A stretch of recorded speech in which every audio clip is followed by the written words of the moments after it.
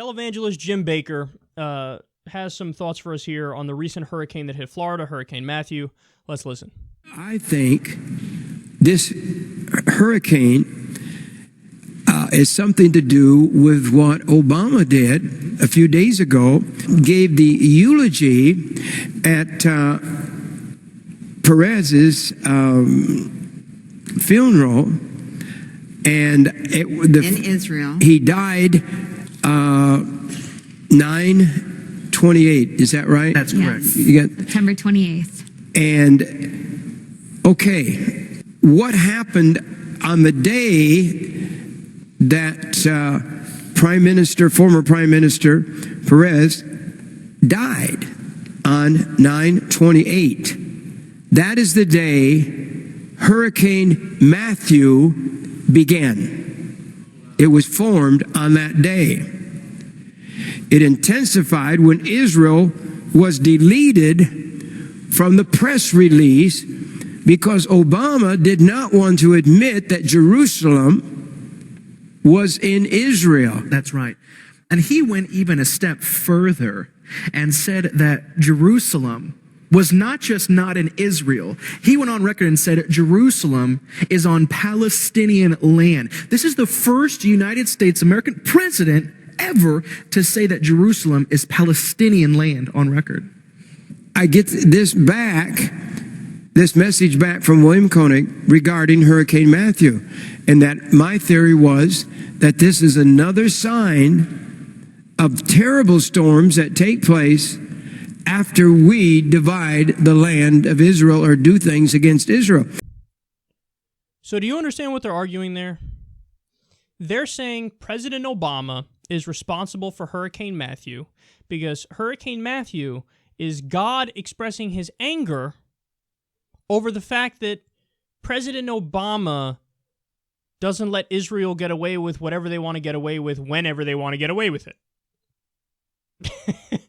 Okay, first of all, I don't even think that part's true. I mean, obviously, Obama causing a hurricane is preposterous.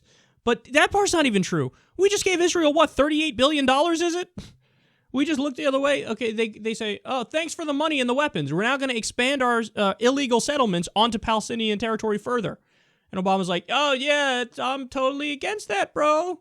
You guys really need to stop it, shaking my fist in anger. And this is what's been going on for years now. Whenever they want to do anything, we are against that. Whatever, go ahead. And then they do it.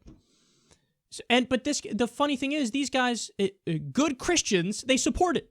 They're like, no, totally. In the Bible, all of that land is supposed to be Israel's. So, hey, man, whatever you got to do to the Palestinians, do it to the Palestinians. It is what it is. Right. Yeah. That biblical prophecy is super important. It's bullshit. It's like Mother Goose. It's not real. And, yeah, treating Palestinians like they've been treated, bombing them on a regular basis, massacring women and children, stealing more and more of their land. It's very in line with Jesus' philosophy of fuck the poor, fuck the downtrodden, and we love the rich and we love land thieves. It's so stupid. It's so stupid. And they view everything through that prism of theology. And understand that at the end of the line here, according to them, Jesus comes back and massacres most of the Jews. So they act like, oh, totally, we love Jews and we love Israel, bro. But in reality, what do they want to do? They want all the land to be Israel, so fuck the Palestinians, whatever you gotta do, you gotta do. You gotta kill them, it is what it is, okay? So, and then all the land is Israel's, and then, oh, yeah, we love Israel, and then Jesus comes back, kills most of the Jews, and then, they get to go to heaven on, with Jesus and, I don't know, play fucking Boggle, whatever they want to do. You're wrong. Your whole philosophy is wrong, and in the name of your dumbass fundamentalism, a lot of people are getting hurt on this planet. And it really is sad, and it gets them to believe the most ridiculous things like President Obama is responsible for a fucking hurricane. Really? And I'm always most amazed by the fact that usually the people who make these arguments, they seem the most convinced of what they're saying.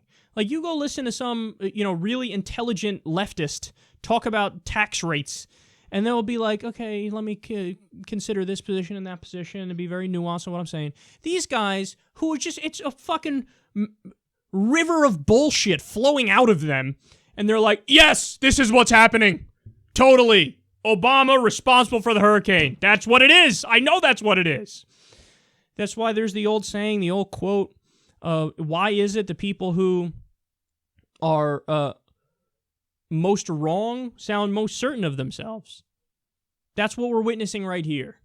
And I really hope that we've gotten to a point where this kind of philosophy, this kind of mindset, this kind of fundamentalism is dying out, because in the age of the internet, it's untenable. I mean, you hear this and you go, nobody could possibly believe that, right? Seriously, people believe that? And then you look it up, you read, you go, oh, this is all nonsense. This guy believes the functional equivalent of fucking Yu-Gi-Oh! Or Pokemon or Harry Potter. This is ridiculous.